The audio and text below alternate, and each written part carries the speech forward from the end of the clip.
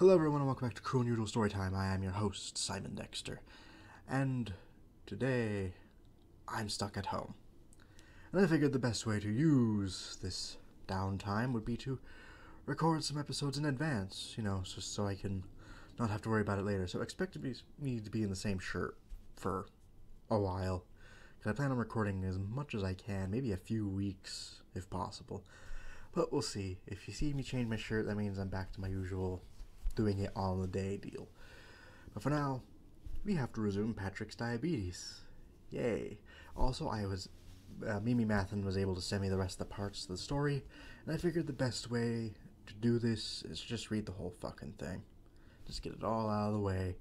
I'm pretty sure there's not going to be more. I hope part 3 is the end, because there are 3 parts. And I'm actually almost done with this part. Frankly, it would have only been another 10 minutes. So, let's see how this works. So, sit back, relax, and let's resume St. Patrick's diabetes. Alright, 7:56 p.m., subject Act 1.5, the hospital. The scene stayed black for 3 seconds until what sounds like a heart rate monitor, with low moan, starts to fade in. The pitch black darkness fades away, showing what seems like a still frame scene. Good, because you know how much I love still frame scenes in this bullshit. Pitch black darkness fades away, showing what... Oh, I already said that already. We're inside a hospital room with Patrick laying on the bed next to a window. Behind him is a heart rate monitor, which looks like Karen, Plankton's wife. What does that matter? It's is there a point for it to look like Karen, exactly? Or, I don't fucking know. And in front of him was some serum equipment going through his arm. Serum equipment. Oh my god. Serum equipment? Okay, whatever. The strange thing about the scene was that the background. The hospital room was real-life photo stock image, of course it is, of a hospital that I don't know about. However, I can tell you that this scene gave me a bit of a cold, bland feeling with the feeling. Pardon me. Give me 1 sec to reread that. Gave me a bit of a cold, bland feeling with the feeling. Glorious. With a dull color and dark, surreal atmosphere, for about 7 seconds, the gloomy scene stayed on screen until it faded away. A new scene faded in, showing in the waiting room was now. The characters that appeared in the scene were SpongeBob, Squidward, Mr. Krabs, Sandy, and Patrick's parents. That makes sense why SpongeBob, Sandy, and Patrick's parents are there. It doesn't explain Mr. Krabs and Squidward's appearance in the scene. Well, in the show, they kind of like to pretend everyone's friends, even though Mr. Krabs and Squidward aren't. I've seen it happen a couple of times, if memory serves. Squidward dislikes Patrick for stupidity like SpongeBob, but he does show a little embodied friendship for Patrick. Yeah. Mr. Krabs never shows any embody with Patrick, since he only wants money. He could only possibly be there because of SpongeBob. Well, I guess there's a whole episode where Patrick wants to be a kid. I mean, Mr. Krabs wants to be a kid, I'm sorry. Not thinking clearly. For a few seconds, these lifeless characters sit on their chairs blinking. The door to the doctor's office opens. Dr. Forrest, the purple Dr. Fish that appears in various episodes. Is his name Dr. Forrest? That seems like a really random name for a doctor in the sea. I don't know. Came out and head towards to Patrick's parents. Our English is atrocious. Okay. During this scene, no music was ever heard, only muffles in the waiting room. Kind of hard to describe. Ever been at the hospital before? Do you know how it sounds? Here's the next dialogue of the scene. Very creative. You could just not describe the music, rather than being lazy about it. Dr. Forrest. Well, clears his throat. It seems that Patrick has fatal brain damage, but for some reason his skull has shown to be 3 times more thick, which prevented the damage. This was about diabetes. He pulls out an X-ray vision picture of Patrick's skull. Just an X-ray of Patrick's skull would have sufficed. The skull's appearance is shown very thick and fat with a small crack on the back of his head. His brain is shown to be the size of a peanut, supposedly a joke saying that because his brain is so small, His skull has become thick, whatever. After that, the doctor put the photo down, and Patrick's parents spoke, along with the music that played. The music that played in this scene was depressing piano music, not like the normal piano music. It was like very good piano music. I hate it when they describe music in these, I sincerely do, because it never makes sense. It's like, it's much better than normal. It's like, well, thanks for totally flipping off the artists, folks. I'm sure their music's just fine. It was original and high quality, unlike their music isn't original and high quality. Here's the next dialogue for the next scene. You could just write the fucking dialogue rather than telling us what's fucking happening, okay? I'm not stupid. I can see what it is. I can see it's dialogue. You don't need to tell me what the fuck's happening next. You could just do it. I'm sorry. I may have lost my temper a touch. Margie Star, never mind that. What about our son, Dr. Forrest? Oh, yes, that. Well, I'm not really that strong to tell you. Not really that strong to tell you, but let me tell you, that's something bad. Poetry. Like, this is fucking Christopher Nolan-esque writing, man. It's spotless. Spotless. Something bad, Herb Starr says. I'm gonna read it like regular dialogue just because the script style does not work well on my show. Or when I'm saying it, anyway. Dr. Forrest walks away. Behind him was another doctor, Dr. Actor, the doctor that appeared in The Lost Mattress. Oh yeah, I think. Yes, I'm a total SpongeBob nerd, so shut up. I don't care. I don't really see you as being a SpongeBob nerd, I just see you as being lazy and borrowing from every other episode, rather than creating any original content. SpongeBob got up with his normal smile and greeted Dr. Actor, or so his fake name. Yeah, because Dr. Actor was kind of a bit, and I don't know if he shows up again. But yeah, I'm not saying it as you being a nerd, just saying it as you being fucking lazy. Wow, it's nice to see you again, Dr. Actor, SpongeBob says. I do appreciate your greetings. But I have better things to do right now, and stop calling me that. My true name is Robinson. Ooh, for some reason, tilde symbol. Well, do you remember me, SpongeBob? Yeah, I'm not going to read the stage directions because I don't really feel like it. He slaps SpongeBob's hand away harshly. Please, I don't have time for this. I have a job to do. He walks away off screen. Okay, I'm going to read him. I don't care. To the left, SpongeBob stares at him, rubbing his hand. Robinson then comes back on screen with his head showing on the left side of the screen. A real job, not some crummy job like yours. Well, some nice greetings.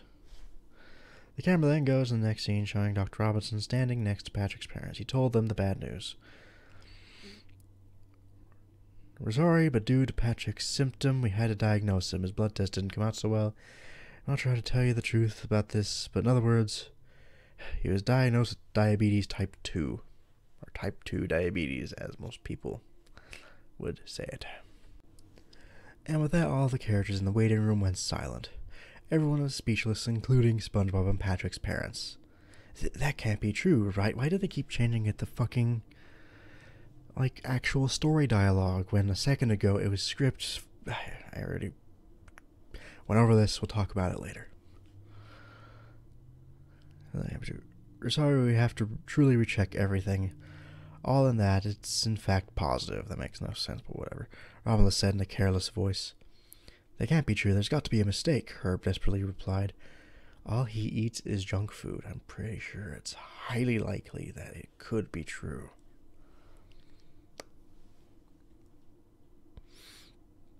Haven't you been paying attention, you stupid sea stars? Robinson answered in anger and impatient.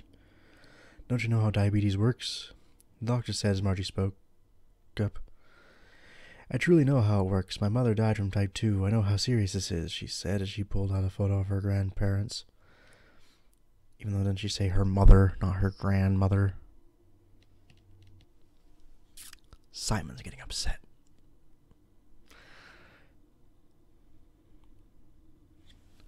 From her purple purse. And to my surprise, they were the same starfish from episode I'm with Stupid. Oh, you're gonna try and shove logic into that I'm with Stupid episode. It's not possible. It was just meant to be a stupid episode. Let me explain about this. Ever since I was a child, I remember watching the episode I Am With Stupid, where SpongeBob helped Patrick to show his parents that he is smart. If you remember the episode's ending, Patrick's parents reveal their names, which name is Marty and Janet, and Patrick, with confused and outrage, asks who they are. Before anything else can occur, Squidward comes to Patrick's house with his real parents, Herb and Margie. His parents are happy to meet him, and Janet and Marty then remember they do not even have a son, and leave while Patrick and Herb and Margie share a laugh. And so I always wondered where Janet and Marty? Who were? Take the H out of there.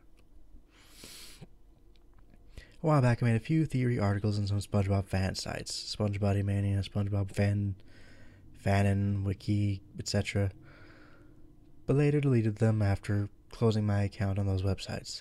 There explains how Janet and Marty know Patrick Star and his resident. What I believe is that Janet and Marty are Patrick's parents. The evidence of how Herb and Margaret didn't react about Marty and Janet's visit, and knowledge about Patrick. Anyway, resuming the episode. That was a waste of time.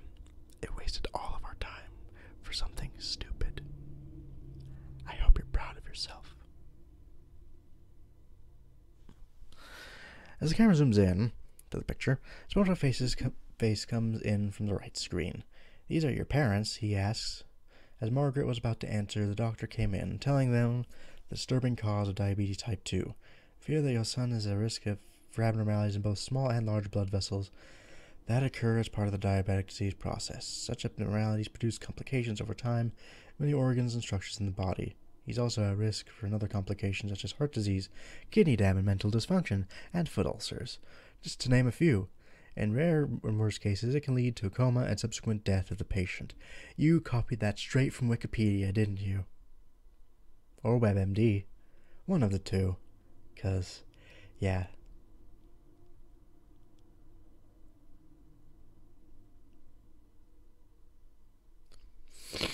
Sorry about that. I just can't believe this was the way the doctor faced Patrick's relatives in such a manner. It's because, again, no creativity whatsoever. Margaret and Herb sat there, tears flowed down their eyes, depressed at the disturbing cause of the diabetes. That wasn't a cause. You gave a list of symptoms, not a cause. Oh my dear Jesus. Camera slowly zooms in on the two starfishes and faces as the doctor told them the disturbing cause of Patrick's diagnosis. It then cuts away, showing the doctor frame as he told them the mother, "I'm very sorry," as he gave her a tissue. "Good day, madam," he said as he walks away. But he walks away from the scene. Two yellow hands reach out from behind him. "No, you can't leave," SpongeBob said, trying so hard to compose himself. He lets go of his back and said, "Isn't there any hope? Is there a cure for such a dreadful disease like diabetes?" Dreadful disease like diabetes. I'm sorry for my mush mouth. Happens. Dr. Robinson, how low is your ID?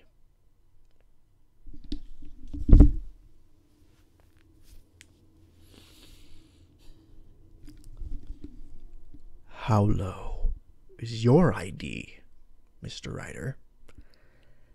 It's IQ. This has to be a troll. Please tell me it's a troll. Please tell me it's a troll. Please tell me it's a troll.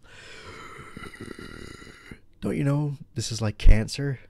Not exactly like cancer. It can be a very fatal disease if left unchecked. And type 2 is very serious, but I would not quite compare it to cancer yet. Dr. Robinson said with an anger and irritated tone. Immediately followed his question was the most dramatic and mean-spirited scene that angered me to the core, and possibly the most dramatic scene in the entire SpongeBob series. "No, I never heard of diabetes." Oh, for God's sakes. You're such an idiot. You don't even know what diabetes is. It's just like cancer. It's exactly like cancer. When people are diagnosed with diabetes, when fish are diagnosed with diabetes, they're bound with it for the rest of their lives. That part is true, but I still wouldn't compare it to cancer just yet, because cancer is a bit I won't get into it, but you know what I mean. What? You're a doctor, and it's supposed to be part of your job to have at one at least. Not all sickness have a cure, you moron. Please don't say that. There has to be a way. There's no hope. Get over it.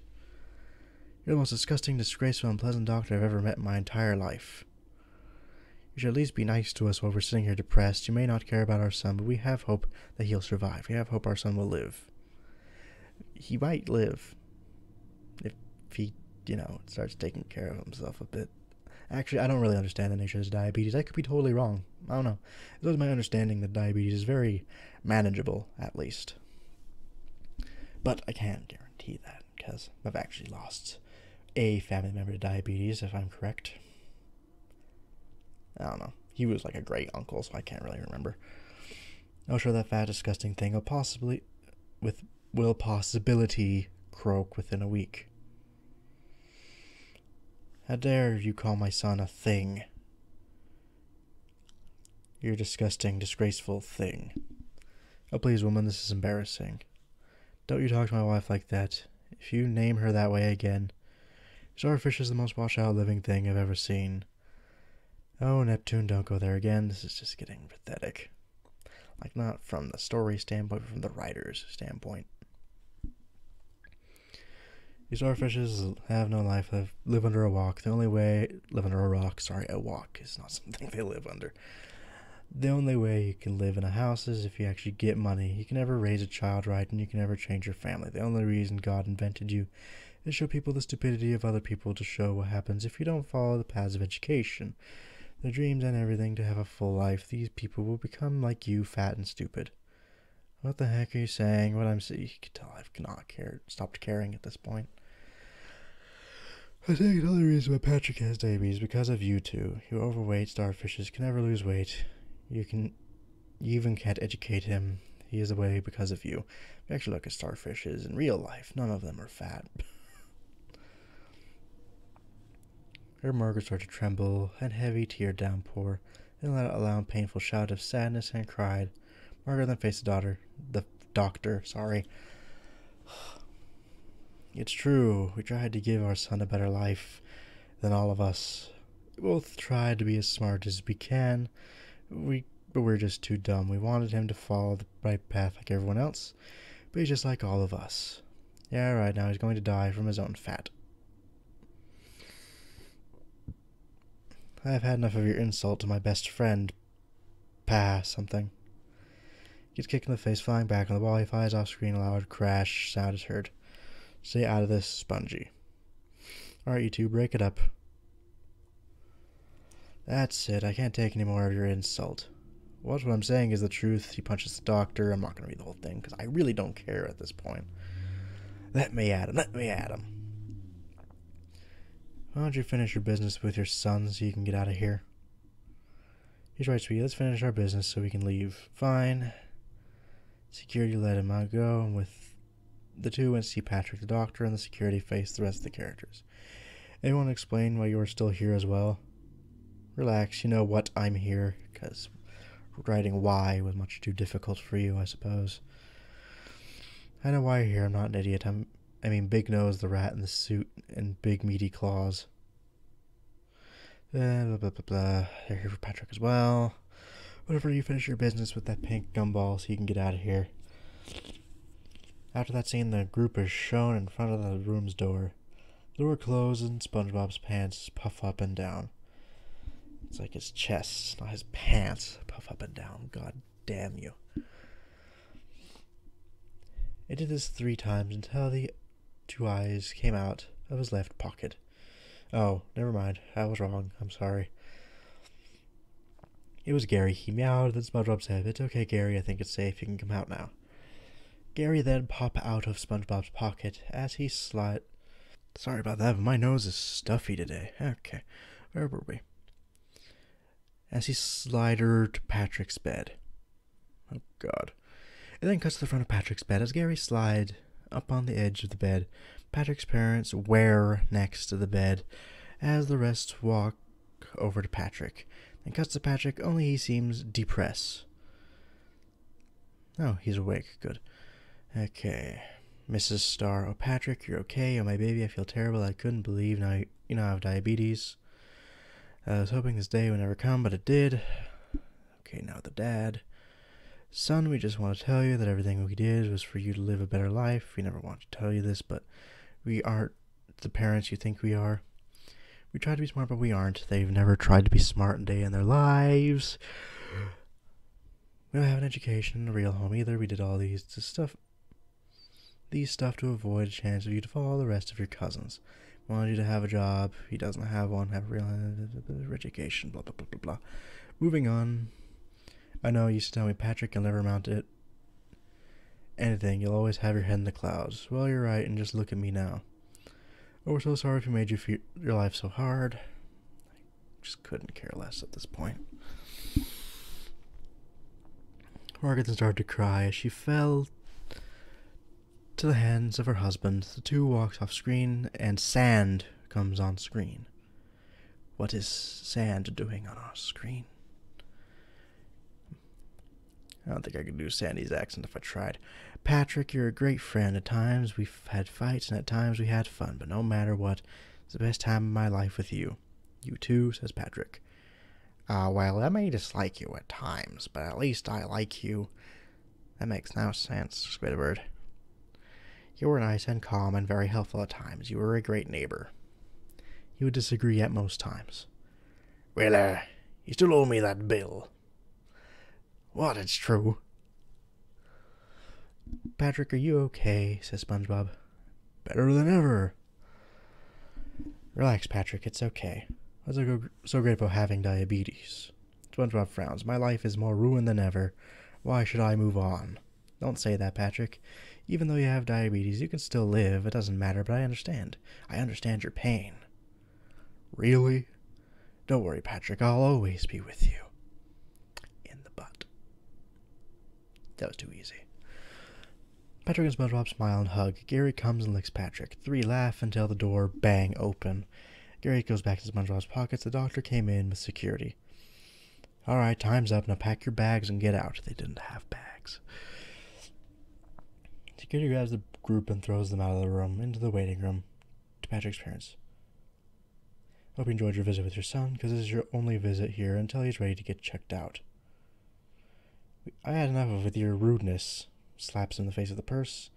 She breathes heavily in anger as her husband came to calm her down. Come on, sweetheart. We'll talk to our son later. As Patrick's parents left, the characters watched them leave as the door closed, fading the scene to black. End of part 1. Now, usually I save my little review thing for the end of the whole story, but I figure these sort of act like their own separate stories, even though they're all sort of the same thing. I figure I'll just cover what I didn't like about it now. So, what was right with this? Nothing. What was wrong with this? Lots of things. Firstly, this whole creepypasta is just a ripoff of 2 other creepypastas. Like, it's a ripoff of Happy Yappy, because it's about a lost episode and someone documenting it. Like, even that whole intro, this blog is meant to document me in this lost episode. That's all Happy Yappy did. So it's a ripoff of that, as a ripoff of Squidward's suicide a little bit too, because what is Squidward's suicide other than a lost episode where the title is a character's name and something negative? And you know what else they share in common? No, actually, Squidward's suicide's okay because it's different, but yeah, this just isn't very creative. Like, I hate that it just continuously borrows things from other episodes in the series. Like, it didn't even bother to try to create its own elements. It's taking everything it's ever seen and is shoving it into a really bad, scary story. Even though it's really just more of a kind of obnoxious story. Another thing that really, really fucking bugs me is they cannot pick a style to present the dialogue in. It keeps changing from being script form to being in, like, novel form. And it's not only is it confusing because they scrunch all the dialogue into one paragraph when it's in novel form. But it's... why? What is the point? What's the point? Are you saying they're not saying it in the script if it's in the novel form? What are you trying to tell me here? And... I don't know. Like, I didn't think Squidward's suicide could ever be a thing. I definitely don't think this could ever be a thing, just because no one, I don't care who, on the staff, no matter how high or angry with the studio they were, would come up with this for funsies. So why am I supposed to believe this is real?